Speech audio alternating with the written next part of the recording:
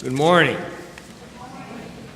Captain has asked me to give a brief witness on stewardship. It probably came from a short article that was included in the source a few months ago.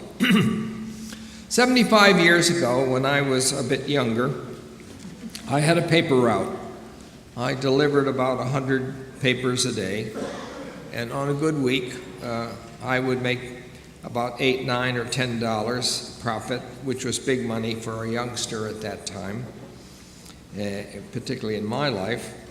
My dad came to me with a box of junior soldier cartridges and told me about tithing that had guided his life and my mother's all their lives, and that 10% of all the money I had should go to the Lord. And unlike our present cartridges, these had two sides. One side was for the Corps and the other side was for World Services. My dad had been a faithful tither since he had been a young man, and he taught his 4 boys to do the same. So I put 10% of my earnings in every week, and that was to become a lifelong habit of all the funds I ever had from wherever the money came.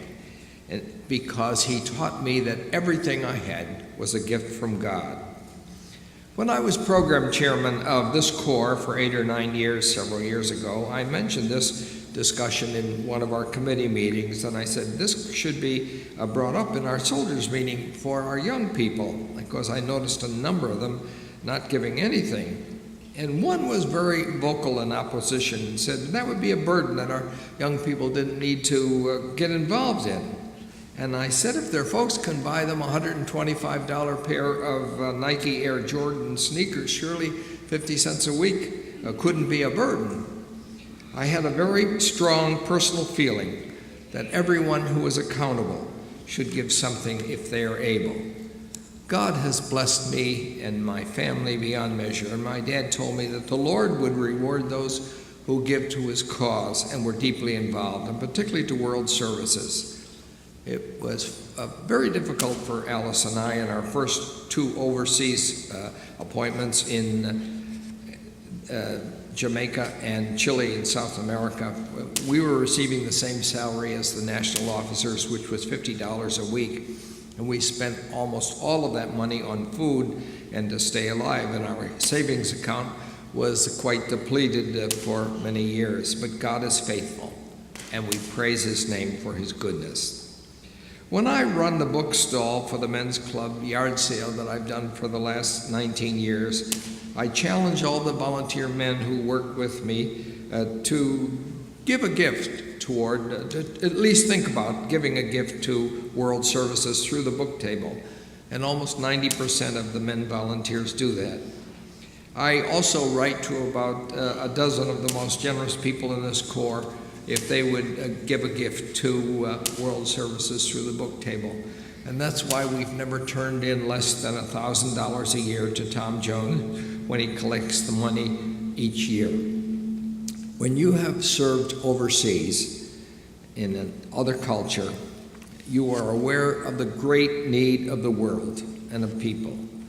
And my prayer is for myself. I've always prayed to be a world Christian, particularly after reading the writings and everything that Peter Wagner has written.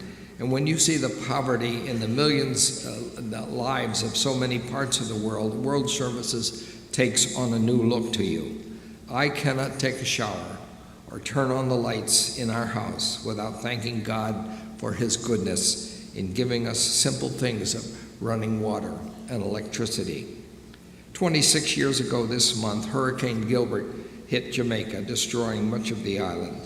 And we were without electricity in our home and water for the 3 months, September, October, and November. But God is good. We got the clothes washed at Territory headquarters, and we ate on a camp stove. But God is good. I want to end this on a note of praise and thanksgiving, and thank God for all he's done. We love this Corps. We love you. And if you give to God what is his due, he will bless you many times over. And there will be joy in your heart and a real privilege of giving. God loveth a cheerful giver. God bless you all.